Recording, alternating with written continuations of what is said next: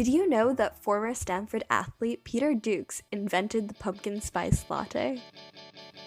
You're listening to The Daily Brew from the Stanford Daily. This is Chloe Barreau and Leily Rezvani. This week, we're talking about the Cory Booker columns and the Stanford marriage pact. Democratic presidential hopeful and New Jersey Senator Cory Booker wrote controversial columns for the Stanford Daily while receiving his master's degree. Emma Bowers spoke to the Daily writer who resurfaced the columns.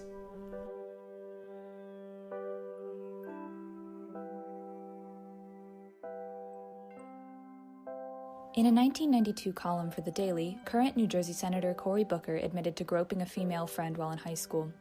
The article opened with the line, "Telling one's own personal story is often the most powerful way to make a point, or, more importantly, to make people think."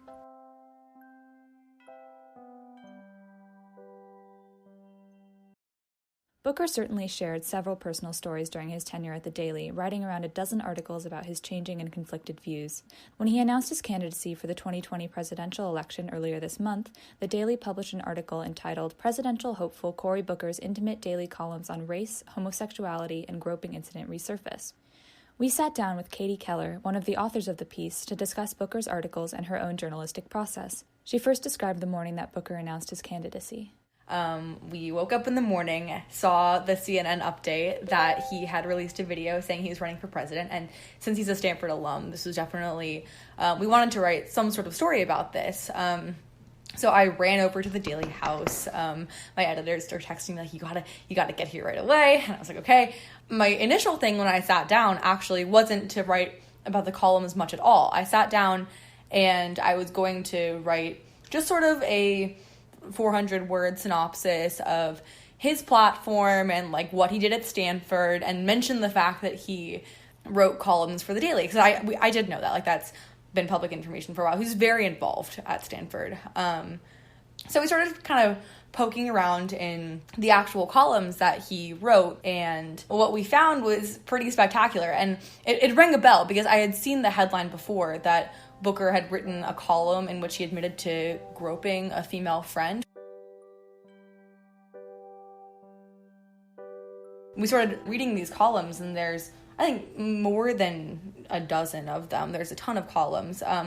And we started realizing the topics were kind of crazy. He was writing about these very, very intimate columns about his own changing views on homosexuality, on race relations in America, and then finally on his own, like, Cory Booker presidential platform. So we thought, oh my goodness, like, we have to put all these juicy quotes in here. How did you decide which parts to include and which parts to leave out? The story really developed over the course of the day. We were sitting there really just wanting to write. Are there any special steps or precautions you have to take when you're covering a story that is kind of national news? I think that we just have to make sure that we are covering all sides of the issue.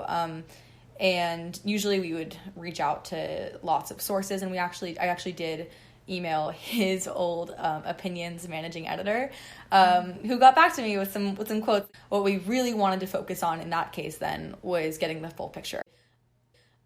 So what do you think is the main thing that we gain from learning these intimate details about someone who may be our next president? You know what? I think that is something that we as a country are really starting to reckon with. And I say that in a very broad way, but to give it some more detail, the things that people were thinking, doing, and saying when they were in college have now become more accessible to the public more than ever. You know, even high school with, Brett Kavanaugh, who's now on the Supreme Court, we went through a whole hearing about his past conduct when he was in high school. And I think that while there's definitely dispute as to what exactly happened, there's also a greater dispute about, does it matter what someone did?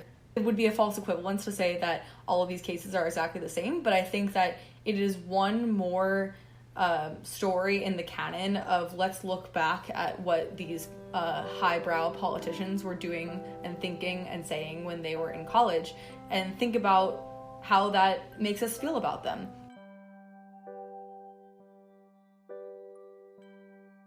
In one of his columns, Booker detailed his dating anxiety, saying that he would go through about 2 to 3 shirts due to persistent pit pouring before his dates. Booker wrote his phone number at the end of his column to set up 77 of his readers on blind dates. Last year, 2 students created a survey to match students, and since then it has become a campus-wide phenomenon. Jung talked to the people behind the numbers. Since it was released, the Stanford Marriage Pact has collected over 8,000 responses from Stanford students and matched them with their ideal partners. So, what happened to all those people? Our team asked students about their experiences of using the Marriage Pact. I did the Marriage Pact both years, and I never met with my Marriage Pact person on purpose. The first year, I didn't meet with them because they were a grad student, and I only wanted an undergrad, and I was like, man, this is wrong. But then this year, I got a freshman, and I'm a junior, and I never met with them, but they added me on Facebook. I did not, unfortunately. I didn't take the initiative to actually meet the person that I got matched with because I feel like it would have been awkward. So we were like talking, have a good time at Coho, and we were like talking about classes for next quarter, and he was like, oh yeah, I'm gonna take social dance with my girlfriend. I was like, peace. Sometimes the algorithm worked in a really interesting way. We had an instance of a resident and an RA matching with over 90%. I know of 2 siblings, 2 sets of siblings who actually got matched with their respective siblings. And sometimes it was not the algorithm, but the people. I had a friend who met someone on there who ended up, through a series of events, eventually peed on her floor. I was taking down names for something, and I said to them, I was like, wow, your name looks really familiar.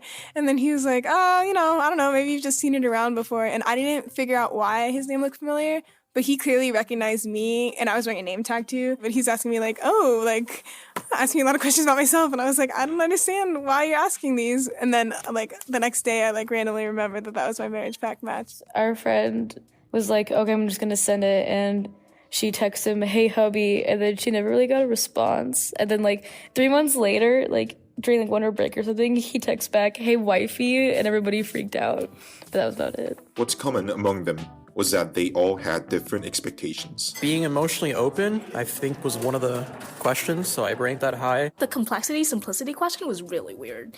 I mean, what does complex mean? Does that mean, minimalist kind of lifestyle would be simple? Or, do you want a lot of things? Are you interested in a lot of things? I don't think any of them, honestly. I just kind of took it just kind of for fun. Listening to the interviews, I realized how difficult it is to understand humans with an algorithm.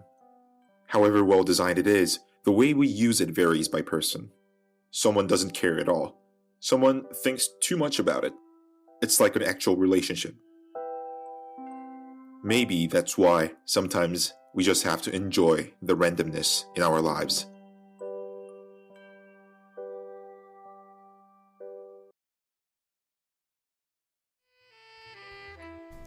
This episode was led by Chloe Barreau, Leily Rezvani, Jung, Emma Bowers, and Griffin Simonton. With help from Emma Hard, Nikki Flamin, and Nandini Nadu. Stay classy, Stanford.